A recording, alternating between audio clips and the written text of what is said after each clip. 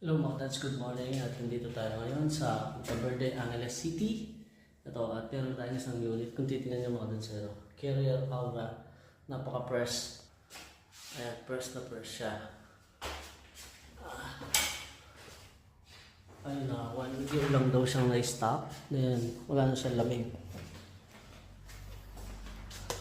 Tapos kapong kasi tinik ko na to. Ayun, nakita ko nga na nag-yellow itong high side niya, kamalit na tubo. Ayan, kasi pag yan ang nag-yellow, indicate yan na nasisilo, indicate yan na low refrigerant siya. Pag siya sa preyan, dinalagyan natin ng gauge. Kita ba?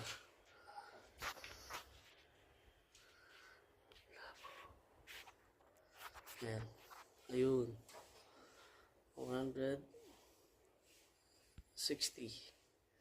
Tingnan nyo mga dads. May lalabas siya na white. Pero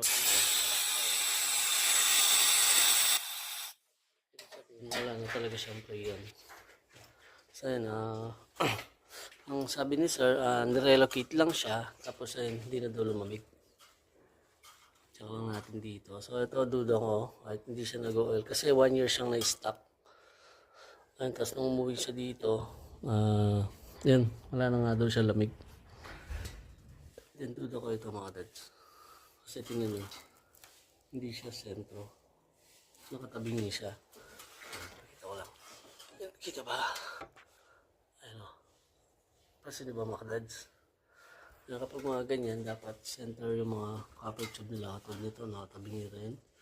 Double check natin yan. Pero ibababol test muna natin. Carrier Aura. Let's go. So ito na nga mga dads, so nga nasabi ko, ayan yung dahilan. Ayan o. Kita nyo. Kasi kung papansinin nyo, ayan tabingi yung pagka ano niya, tubo na nakatagilid. Dapat straight sila mga dads. So mamaya re-replayer ko to, papakita ko yung difference niya, yung ngayon saka yung mamaya. Para makita nyo lang kung paano. Katulad nito mga dads, medyo diretso pa siya yung sa ilalim. Pero ayusin na rin natin.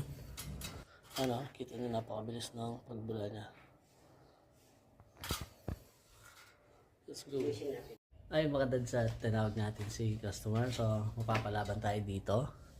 Ayun na, mag-English kasi siya. Ito nga pala. Pagkita lang natin kung saan natin natagpuan yung leak niya. Or kung saan tumatagas yung preyon. Kaya napakabilis mawala ng lamig niya. This is the